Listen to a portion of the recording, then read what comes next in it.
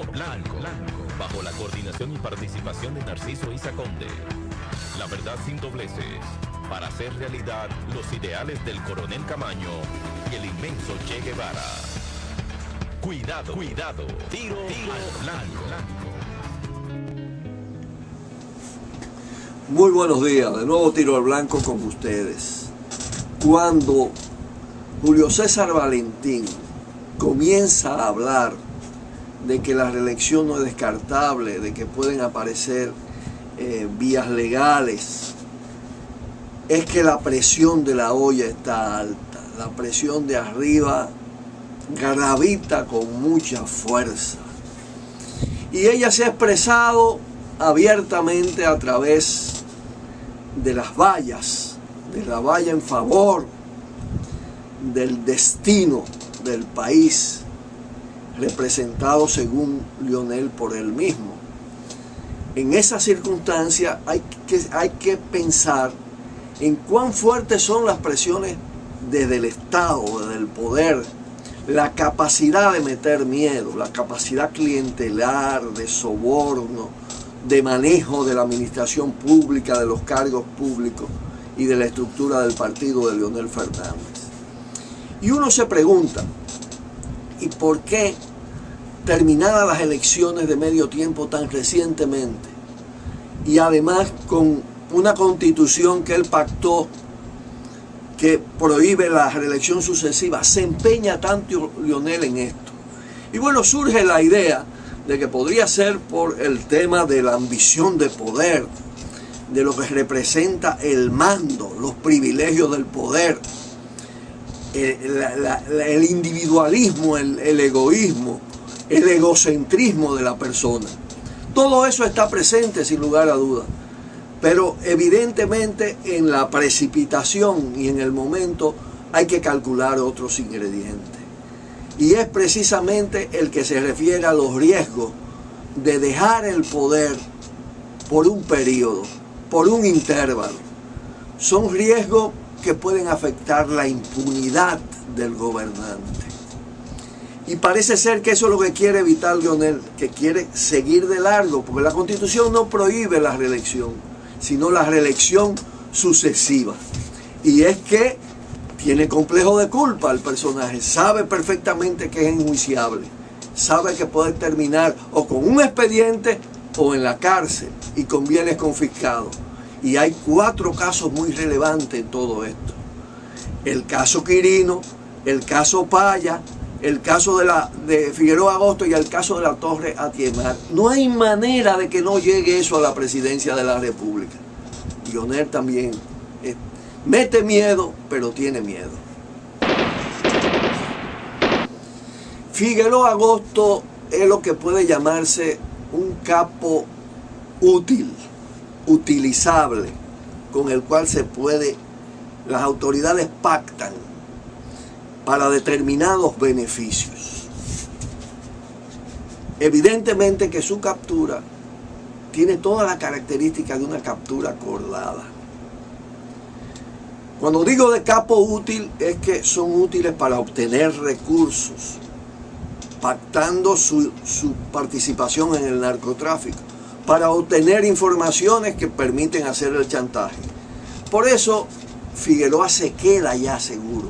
Zobeida es un agregado desechable y no está seguro dónde vaya a parar. Eso no es lo importante. Lo importante es tener la presa para los Estados Unidos, para las autoridades federales, para la DEA, es tener el control de ellos. El control de ellos se tiene desde Puerto Rico. Ahora viene otra fase del caso Figueroa Agosto.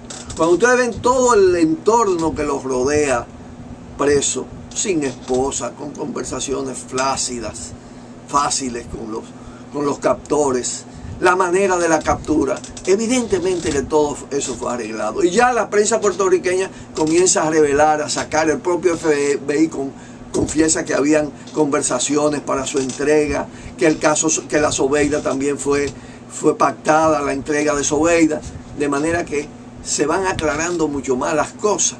Ahora, naturalmente, el caso Figueroa pasa a ser un caso de fuente de información. ¿Para qué?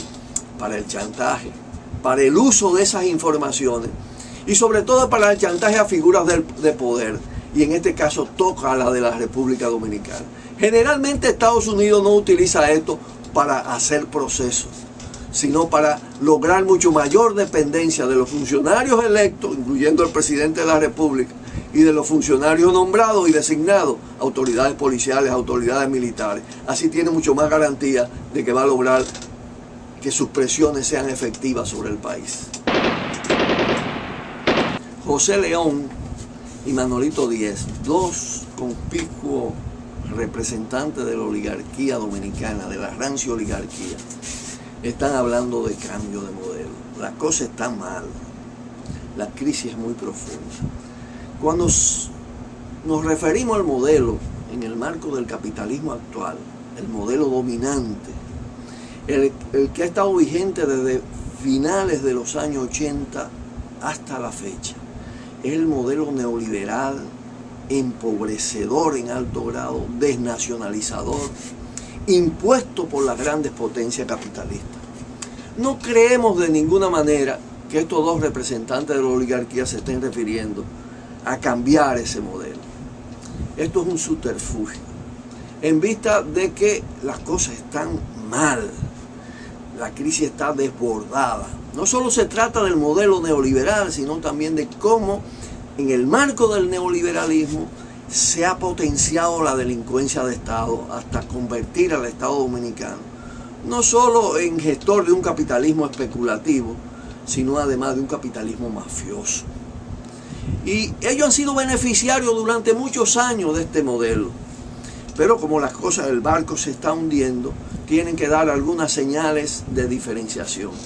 Pero uno también se pregunta, no hacen ninguna referencia. ¿Por qué no hacen ninguna referencia a los efectos de la privatización, de la llamada liberalización, del proceso de predominio del capital financiero? Porque ellos son a la vez, muchas veces industriales, comerciantes, importadores, banqueros, todo a la vez. No, el sector realmente afectado de la estructura capitalista dominicana no es el sector dominante, es el sector medio, es el sector pequeño, es la pequeña, la mediana empresa, la que ha sido ahogada y se ha incrementado a través de eso la pobreza y el desempleo. Claro, ha predominado el capital transnacional progresivamente y ellos son cada vez más dependientes. En fin de cuentas, esto es una jugada de carácter político de esos grupos empresariales que sí tienen una aprensión profunda, porque los grupos mafiosos, a la manera burda, vamos a decirlo así, vinculados al narco, vinculados a la corrupción de Estado, han tomado cada vez más preeminencia y tienen capacidad de competencia con ellos. Ahí hay una pugna. Bueno, y siempre la pugna entre los sectores dominantes pueden ser aprovechadas por los sectores populares. Blanco, bajo la coordinación y participación de Narciso Isa Conde. La verdad sin dobleces, para hacer realidad los ideales del coronel Camaño y el inmenso Che Guevara. Cuidado, tiro al blanco.